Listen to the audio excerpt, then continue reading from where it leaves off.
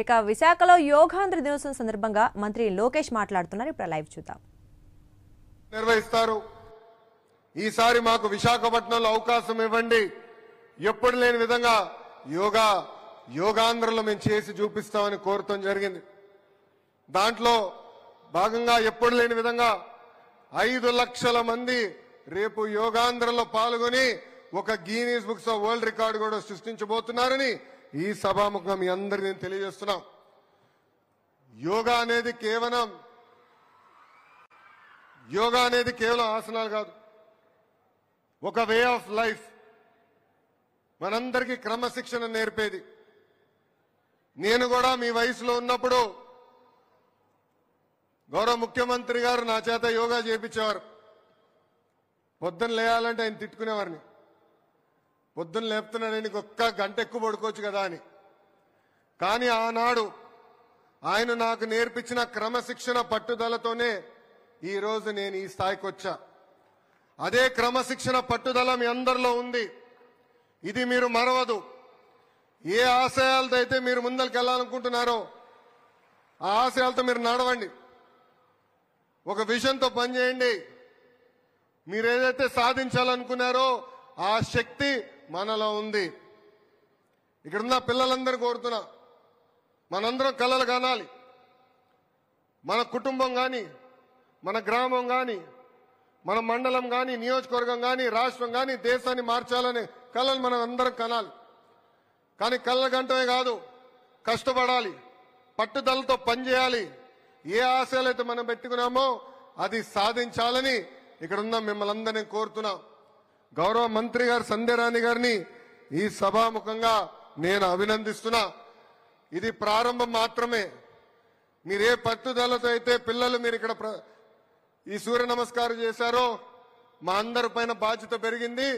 June 21 తర్వాత అన్ని ప్రభుత్వ పాఠశాలల్లో వారానికి ఒకరోజు కంపల్సరీ యోగా చేయాలని ప్రభుత్వం ఇప్పటికే నిర్ణయం తీసుకుంటాం జరిగింది.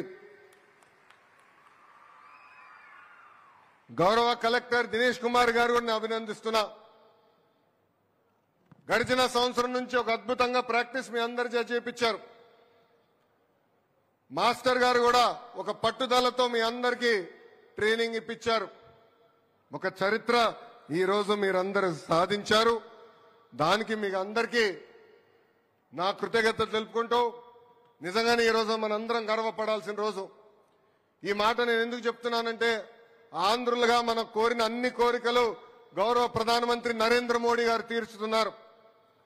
మనందరం విశాఖ ఉక్కు, ఆంధ్రుల హక్కు, ప్రైవేటీకరణ జరగకూడదని గౌరవ ప్రధానమంత్రి గారిని కోరితే ఇమ్మీడియట్ గా ప్రైవేటీకరణ ఆపారు. మన విశాఖపట్నానికి రైల్వే జోన్ కోరితే రైల్వే జోన్ ఇచ్చారు. ఆగిన అమరావతి ప్రజా రాజధాని పనులు ప్రారంభించాలని కోరితే పనులని యుద్ధ ప్రాతిపదికంగా ప్రారంభించారు. అంతేకాదు ఉత్తరాంధ్ర అభివృద్ధి చేసేదానికి ఎన్టీపీసీ గ్రీన్ లాంటి అనేక సంస్థలు కావాలని విశాఖపట్నానికి వచ్చి ఏకంగా మనకి సాక్ష్యం చేశారు. ఆంధ్ర రాష్ట్రం అన్నా విశాఖపట్నం అన్నా గౌరవ ప్రధానమంత్రి గారికి చాలా ప్రేమ. అందుకే కరెక్ట్ గా ప్రభుత్వం ఏర్పడి సంవత్సరం అయ్యే లోపల మన విశాఖపట్నానికి రెండోసారి వస్తున్నారు గౌరవ ప్రధానమంత్రి గారు. ఆయనకు ఒక కానుకగా ఈరోజు మనందరం ఈ Guinness books of world record ఇచ్చామని మీ అందరు తెలుపుకుంటూ, నిజంగానే మిమ్మల్ని అందరూ చూస్తుంటే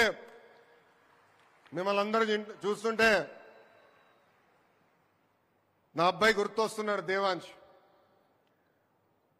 మీ అందరిలో ఉన్న పట్టుదల, క్రమశిక్షణ దేవాంశ్కి చాలా నేర్పించాల్సిన అవసరం ఉంది. మాస్టర్ గారు ఏ ఆదేశాలు అయితే ఇచ్చారో ఒక క్రమశిక్షణ పట్టుదలతో మీరు పాటించి ఈ కార్యక్రమాన్ని జయప్రదం చేసినందుకు మీ అందరికీ నా హృదయపూర్వక ధన్యవాదాలు తెలుపుకుంటూ, ఈ రోజు మీరందరూ భారతదేశానికే ఒక దిశ నిర్దేశం ఇచ్చినందుకు నా హృదయపూర్వక ధన్యవాదాలు తెలుపుకుంటూ మీ అందరి దగ్గర నుంచి సెలవు తీసుకుంటున్నా. జై హింద్. అందరు గట్టిగా చెప్పాలి, జై హింద్, జై హింద్. నేను వందే చెప్తాను, మీరు మాత్రం చెప్పాలి, వందే వందే.